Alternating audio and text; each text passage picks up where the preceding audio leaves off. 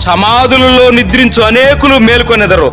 కొందరు నిత్య జీవము అనుభవించుటానికి, కొందరు నిందపాలగుటకు, నిత్యముగా హేయులగుటకు మేలుకొందురు.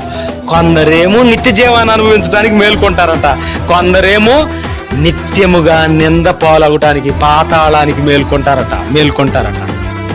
మేల్కొనే మాట వాస్తవమే.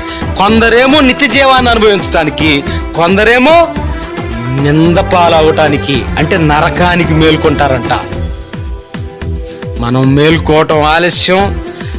అబ్బా ఎన్నాళ్ళ తర్వాత నేను నిద్రలేచాను అని చెప్పుకునే లోపల వేరైపోతారు, సపరేట్ అయిపోతారు. కొంతమంది ఆ దారి, కొంతమంది ఈ దారి వెళ్ళిపోతారు. అంటే అందరికీ పునరుద్ధానం ఉంది. అందరూ కూడా నిత్య జీవాన్ని అనుభవించడానికి వెళ్ళరు. యేసుక్రీస్తునందు మృతులైన వారు ధన్యులు. యేసుక్రీస్తును అంగీకరించి బ్రతికారా,